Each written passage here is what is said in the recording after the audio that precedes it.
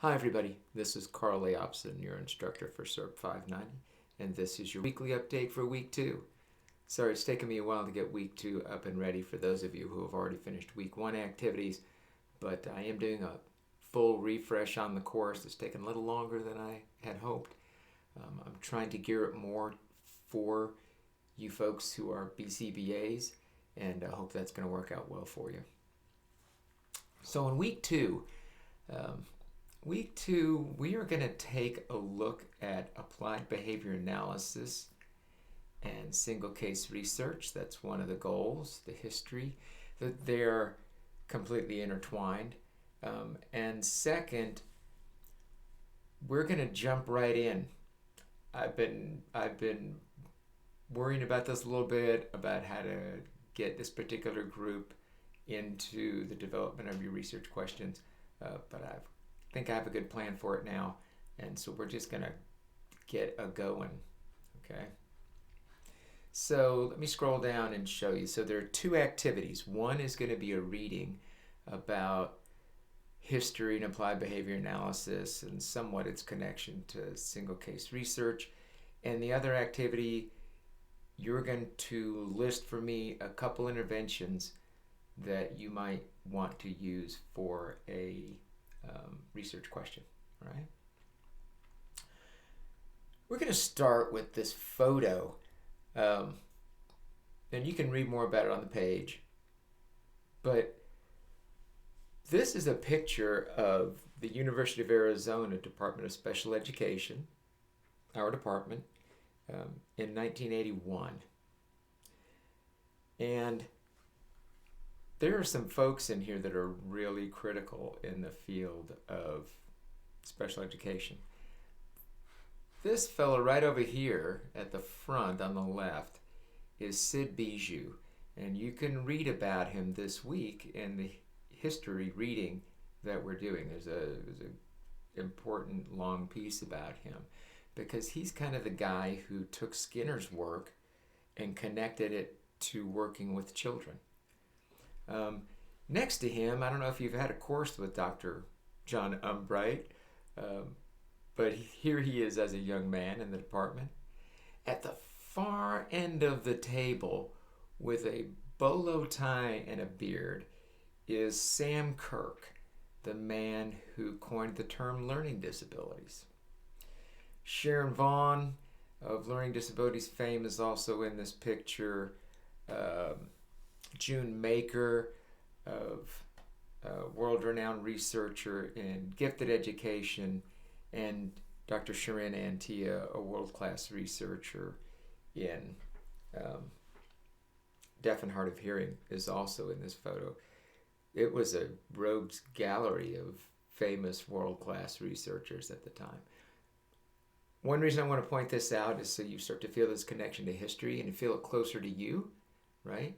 Because by being in this course with us and being in our department, you become part of this history from this photo and from these people. I feel it by being the department head in this department, and having worked with John Umbright and met Sid Bijou. All right. So let's find out more about those folks, and you can do that in the reading this week. There's a reading by Tawny and Gast you'll recognize as one of the co-authors of our text for this course. And many years ago, they wrote a chapter called Single Subject Research Done in Special Education for a book. And it's one of the best reviews of the behavioral revolution and how behavior analysis got rolling, and I think they also roll in a good bit of how single case design is intertwined in that. So really what I'm asking you to do, it's a long chapter. Read it to the depth that you want to read it, but I would suggest you pick out 1 or 2 people that you find really interesting and go in depth on them, and then create a discussion post where you tell me your impressions, whether you knew about them in the past, what you learned, how that might impact what you do in the future, or how you practice, or where you think your history comes from in applied behavior analysis, or what other influences you have that aren't part of this behavioral revolution. It's really wide open. I really just want you to get a better sense of the history of our field, because it is the reason single case research was designed was to actually explore human behavior and this behavioral revolution. Okay, so they are linked together: single case research and applied behavior analysis. The second thing I'm going to ask you to do this week is to get rolling on the research questions. So in this course, I ask that you learn about different pieces and parts of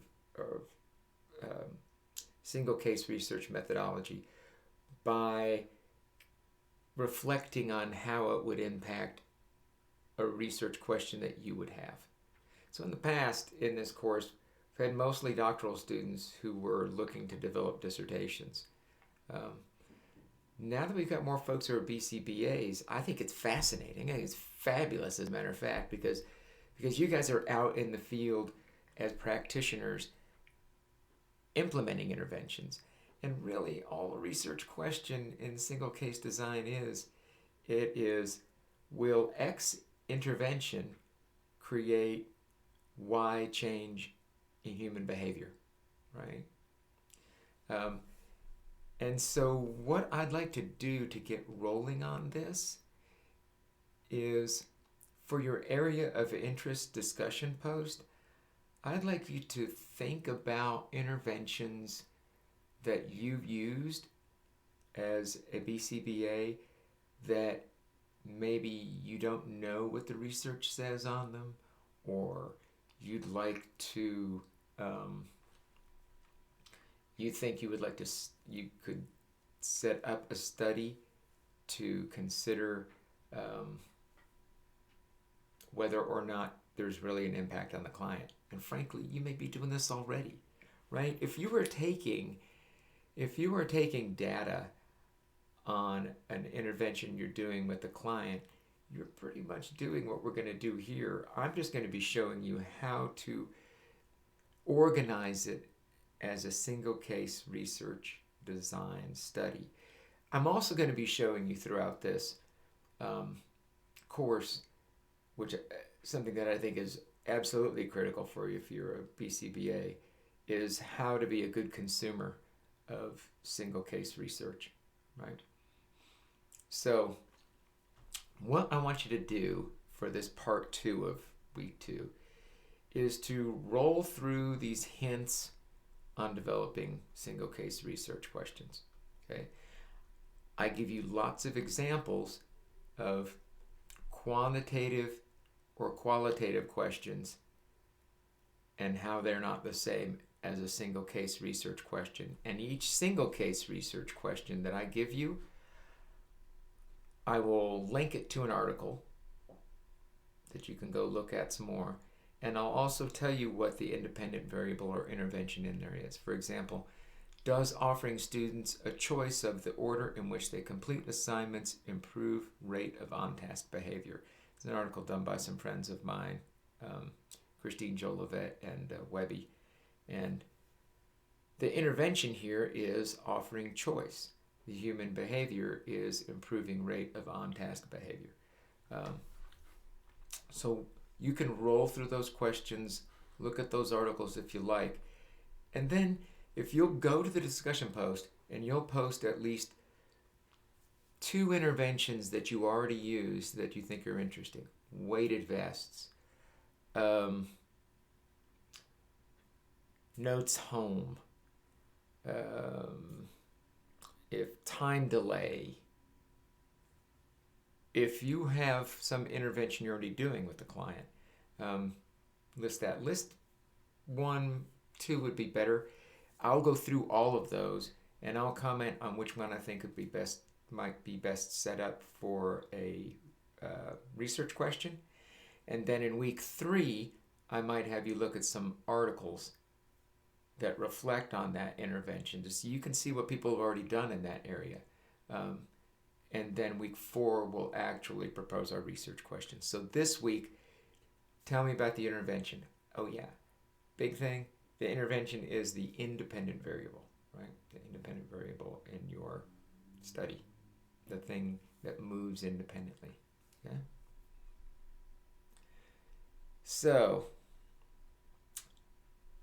that's what we've got for this week. This is week 2. If you have any questions, just be sure to reach out to me by email, or you can reach out by text. All right? I'll see y'all next week. Bye-bye.